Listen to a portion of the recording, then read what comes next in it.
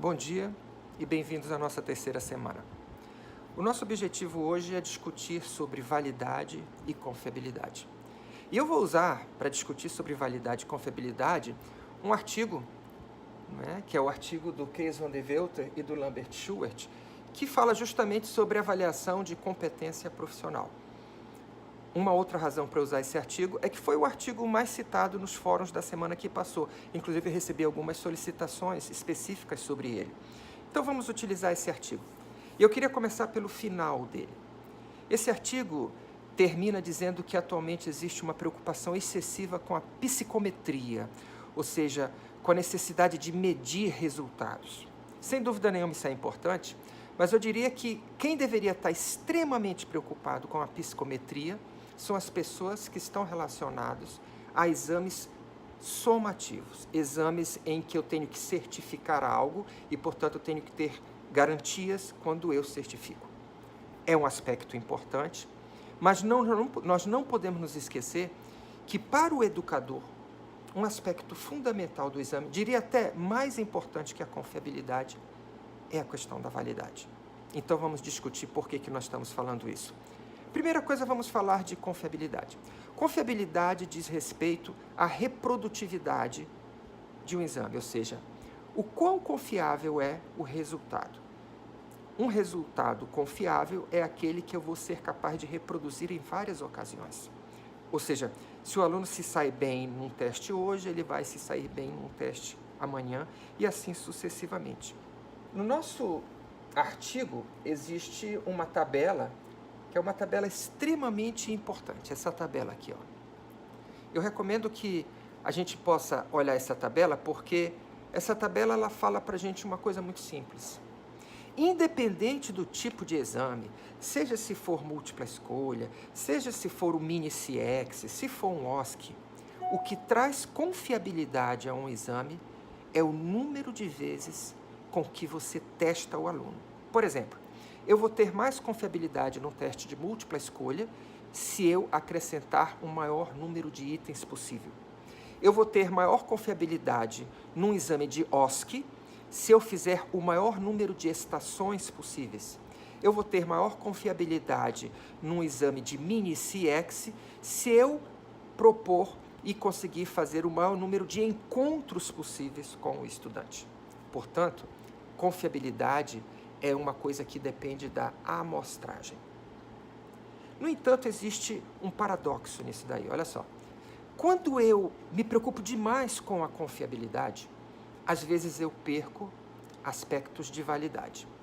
Por exemplo, se eu hoje quisesse fazer um exame extremamente confiável, sem dúvida nenhuma, eu iria fazer um exame de múltipla escolha, com itens bem construídos, a partir de uma matriz bem feita, e eu tentaria colocar nesta prova o número máximo de itens que eu pudesse, acima de 200. Eu não tenho dúvidas de que eu teria um resultado bastante confiável. No entanto, será que ele seria válido para todos os aspectos da educação de professor de saúde? Dá um exemplo. Se eu fizesse um exame de 250 questões de múltipla escolha de cirurgia geral e o aluno tirasse 10, será que isso seria indicativo de como ele se comportaria no bloco cirúrgico? De como ele se comportaria no teatro operatório? Então a gente percebe que nem sempre a confiabilidade vai me trazer resultados que eu quero. Aliás, eu queria comentar um outro aspecto. Sem validade, não existe confiabilidade. Um exemplo clássico que eu dou é a minha prova final, quando eu era estudante de medicina de cirurgia geral. A minha prova final foi uma questão que dizia o seguinte: descreva de pele a pele seria, né, eu não sei se existe mais essa questão, mas a gente, desde o corte da pele até o procedimento final e a volta, né, pela sutura. Então, ele dizia assim: descreva de pele a pele uma duodenopancreatectomia. Eu lembro dessa prova, porque eu tirei 10. Eu tirei 10 porque eu sabia que o professor todo ano pedia aquilo e eu decorei o que o livro dizia. Não tenha dúvida de que quando o professor comparou minha resposta quando o livro estava igualzinha, extremamente confiável. No entanto, Perguntem se, naquela ocasião, e até hoje, se eu sabia fazer uma duodeno-pancreatectomia. Mais ainda, será que seria útil para um estudante no 5º ano de medicina saber com detalhes o ato operatório de uma duodeno-pancreatectomia? Será que não seria muito mais útil perguntar para ele como é que se identifica sinais precoces, por exemplo, de um câncer de pâncreas? Será que não seria muito mais útil para um estudante questões ligadas ao quadro clínico do que ao ato operatório? Porque o ato operatório diz mais respeito ao cirurgião. Portanto, validade, ela começa a crescer quando nós adequamos o exame ao objetivo final daquilo que nós fazemos. O que nós estamos fazendo enquanto preceptores? Nós estamos ensinando em serviço. E ensinar em serviço significa procurar saber e dar garantias de aprendizagem sobre a aquisição de praxis, sobre a aquisição das atitudes e habilidades necessárias para o desempenho profissional. Então, nesse sentido, é natural que a gente procure exames que tenham uma validade aumentada. Eu notei que no fórum muitas pessoas falaram sobre OSCE. OSCE, sem dúvida nenhuma, é um exame que tem validade para examinar a capacidade de fazer alguma coisa.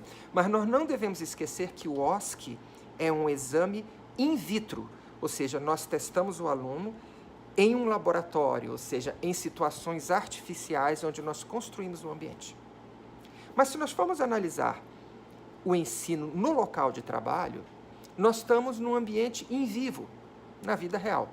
Nesse sentido, exames de observação, como o caso longo, observação direta de procedimentos, filmagens, o mini CX, então eles têm uma validade maior, porque eu vou observar o aluno em ação. É interessante também perceber como, às vezes, eu uso conceitos de confiabilidade num exame de alta validade. Por exemplo, no caso do mini-CX. O mini-CX são encontros breves do aluno com o professor diante de um caso real, num ambiente real. Então, nesses momentos, eu peço para o aluno desempenhar uma pequena tarefa, por exemplo, acolher um paciente, ou fazer uma determinada parte do exame clínico, ou comunicar uma notícia. Logo em seguida, eu dou um feedback para ele. Portanto, é um exame essencialmente formativo. Como é que eu consigo dar ao mini-CX critérios de confiabilidade? É só lembrar daquela tabela que eu mostrei. O que é que nós fazemos? Nós aumentamos o número de encontros do aluno, nós oferecemos em que cada encontro, nós garantimos que em cada encontro ele seja avaliado por um examinador diferente, e que em cada encontro ele esteja num cenário diferente, vendo casos diferentes. Então, você percebe que eu pego um exame de alta validade, como o mini-CX, e aumento a amostragem dele em relação ao número de examinadores, ao número de casos, ao número de situações e ambientes, e com isso eu aumento a confiabilidade. Só para mostrar, então, que não são conceitos excludentes, mas o educador deveria se preocupar primeiro com a validade, e a partir daí tentar construir critérios de confiabilidade para melhorar o exame. Tudo de bom, uma boa semana para vocês.